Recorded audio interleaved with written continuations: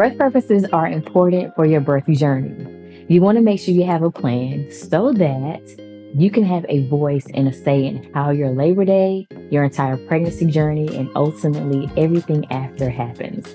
So let's talk birth plan and birth preferences.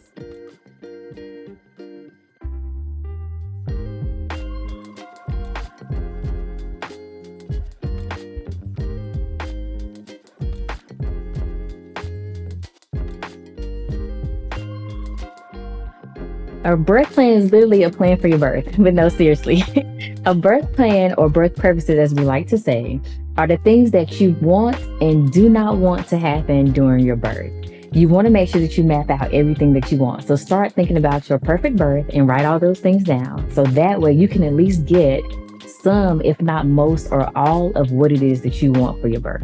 The number one rule for creating a birth plan is to be flexible. Birth is a natural phenomenon. We are not in control of pretty much anything when it comes to birth. Birth can be very unpredictable.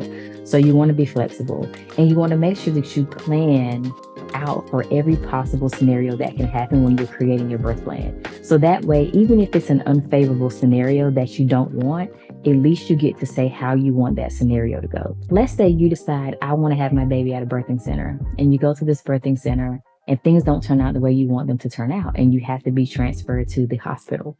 Do you have a plan for a hospital birth? Or did you only make a plan for birth at a birthing center? So this is why you have to be flexible, and this is why you have to plan things out. Or let's say you're home and baby's not doing well and you and baby have to be transferred to the hospital. Or let's say you've been home and you've been laboring for hours and you don't feel as if anything is happening. That may be another reason to transfer to the hospital. So you always want to have just in case scenarios in your birth plan, and of course, worst case scenario. Not to bring on bad juju, just to make sure that you're prepared for whatever may happen.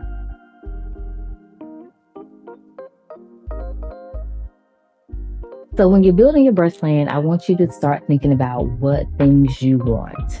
What do you want to happen? What do you not want to happen? Also think about the worst case scenario. So that way it is covered. Let's start with something as simple as, I want to birth at home. Okay, fine. Who do I want to be home with me? I want my mom there. I want my sister there. I may want both of my children there. Next, you want to think about, okay, while I'm in labor, I want to dim the lights. I don't want any food cooking because it may make me nauseous, but I would love the smell of aromatherapy candles. Those are some things you can look at. You can add in, I would love to be in the bathtub, or I would love to be in a birthing pool. Or if I'm feeling discomfort, I would like to go into the shower a couple times. Think about how you are as a person when you're creating your birth plan. You may have a low tolerance for pain, or you may have a high tolerance for pain. Know yourself and know what you want during your birth. You may want pain medication, you may not. You may want an epidural to be an option. You may not want an epidural, but I want you to think about those things. So some things that may not be obvious that you can add to your birth plan could be, let's start with a couple. First would be observing the golden hour. That is one of the most important hours directly after birth for a baby.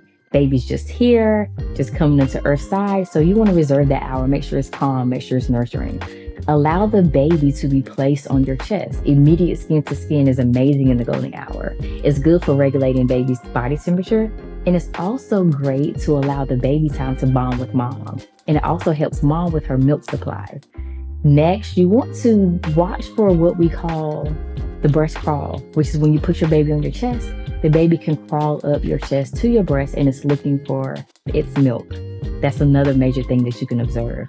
Also, you want to think about delayed cord clamping. Delayed cord clamping looks like waiting until your baby's umbilical cord stops pulsating before you clamp and cut the cord. Why? Because you want to make sure that your baby gets that extra boost of blood supply that can possibly prevent a lot of anemias that babies have after birth. Next, you can forfeit circumcision. Not every baby has to be circumcised, especially if you clean the area properly. While you're in labor, do you want the lights to be dimmed? Would you like food or at least some type of water or nourishment? Think about those things as well. What does that feel like if you haven't eaten in a while? So you want to put that in your birth plan. I would like to eat foods that are available to me. Also, you can put in your birth plan, I would like to get up and walk around. I would like to have support people with me. I would like to be on a birthing ball. If there is a pool or a hot tub available, I would like to use water as a pain management method. So think about all of those small little things that feel good to you when you're feeling safe. What makes you feel safe? What makes you feel calm? And bring all those things to your birthing space.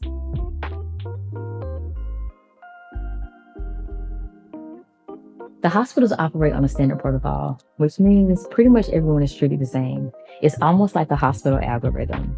So if you don't have your plan with you, they're going to take you through their standard operating procedures.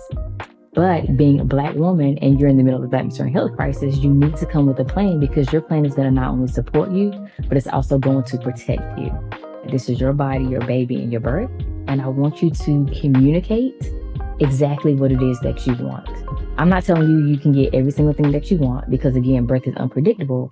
But I am telling you that if you don't communicate your wants and desires, then they're not going to be taken into account, especially in the hospital setting. And so you want to make sure that you communicate those things with your team about what it is that you want. So make sure your partner or support person knows. Make sure your provider knows that you have a birth plan. Make sure that you make a copy of it. Prior to going to the hospital, make several copies, one for yourself, one for your partner, and one for your team, your birth team that's there. So that'll be your nurses, your midwife, or your provider. They should all know about your birth plan, and that should start early on at your doctor's office visits. Make sure you're letting them know, hey, I have a doula, or hey, I have a birth plan, or hey, I have both a doula and a birth plan, and this is what I want. This is what I desire.